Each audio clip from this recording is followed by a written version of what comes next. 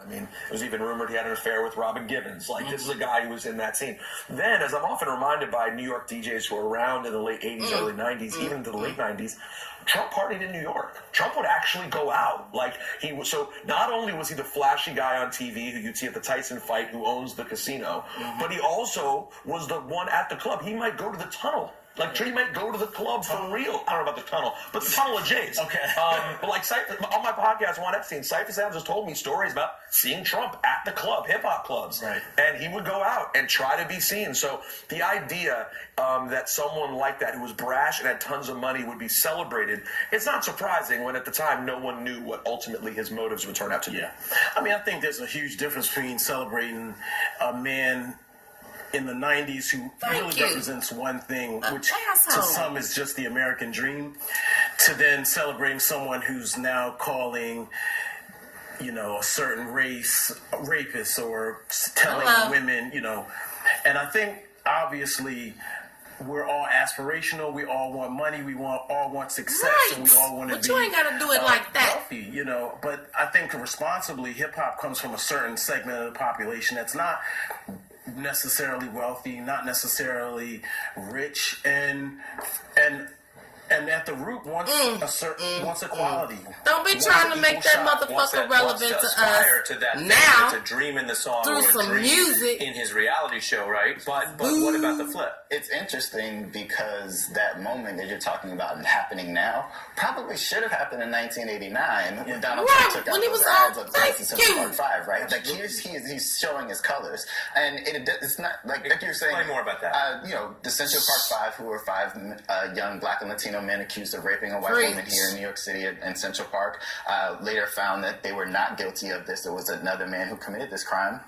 Donald Trump took out ads in the 4 major New York newspapers talking about bring back our police, bring back the death penalty in response to this. At a press conference, too. I mean, he really went over the top. But remember, it's understandable when the crime's initially reported for people to be upset and dramatic about it, but dramatic? The evidence that was there against these turned out not to be true. I mean, and like we're saying, not all rappers, right? During the break, Boots Riley from the Coup has never said disparaging things about Donald Trump in the early 90s, talking about his real estate deals and talking about the exploitation. But you're talking about one of the most woke guys of all time. So what I'm saying is, like, there's a thread of hip-hop that is also defiant toward that aspiration, right?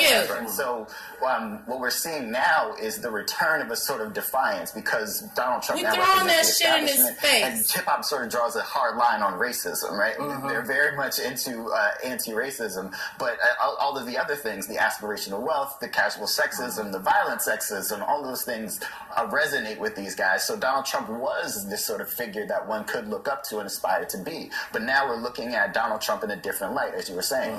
I just don't know how much anyone really knew about him back then. Like when Raekwon and Coco Brothers made the song Black Trump, I don't think all they literally thought, I believe, how the fuck do you know what two niggas from the that was it. And remember, I mean, for as much as guys like us who really love hip hop in a classic sense, how the fuck do you know? Hip hop had as well. This is a joke. Shut the fuck I believe up. in all the highest points of hip hop, but let's not forget.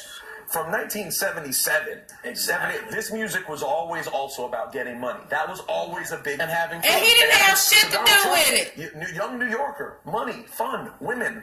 It made sense. It bought into the Trump brand, right? Because we know now, or we assume that Donald Trump is not as rich as he purports to be, and not as successful. He's a businessman, but because of his branding, and that's another thing that rappers like associate with, the ability to boast about things that you don't have. It's important to remember also, though, at the time that Trump was being celebrated, there weren't a lot of other options. This was before Master P made hundreds of millions of dollars. This is before nearly a billionaire. This is even before really Oprah was Oprah on that.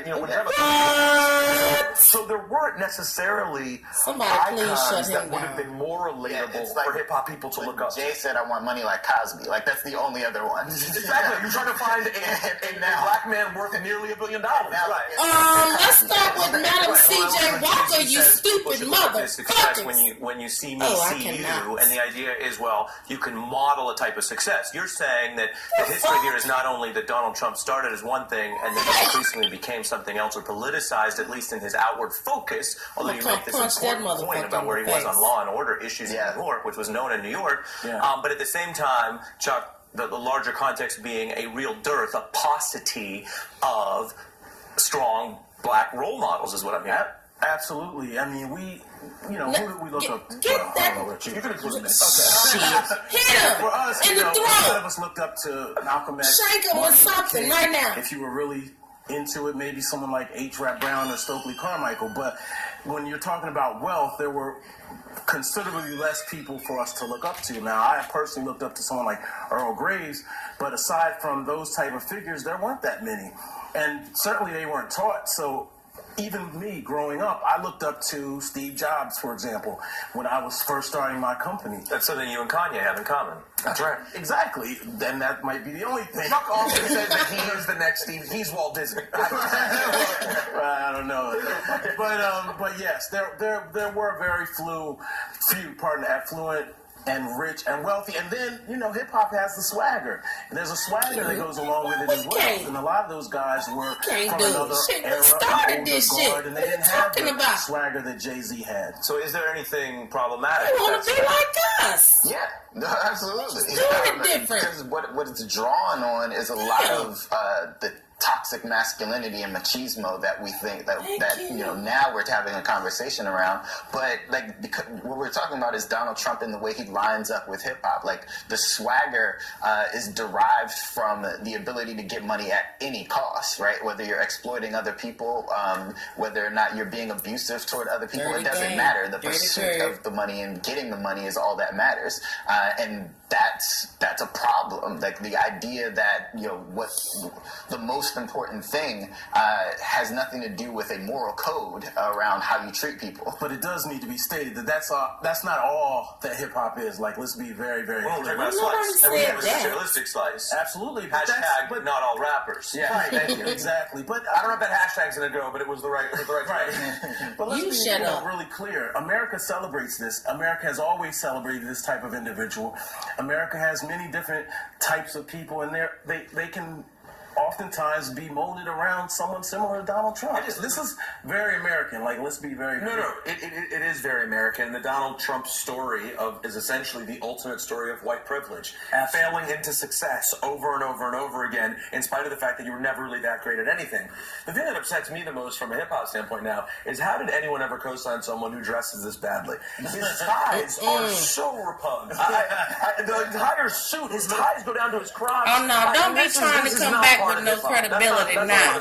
When you talk about, final thought, when you talk about the hustle, what do you think of Donald Trump being someone who, if folks may have forgotten, would literally show up at that rap radio show that we played because he would go anywhere initially that would take him?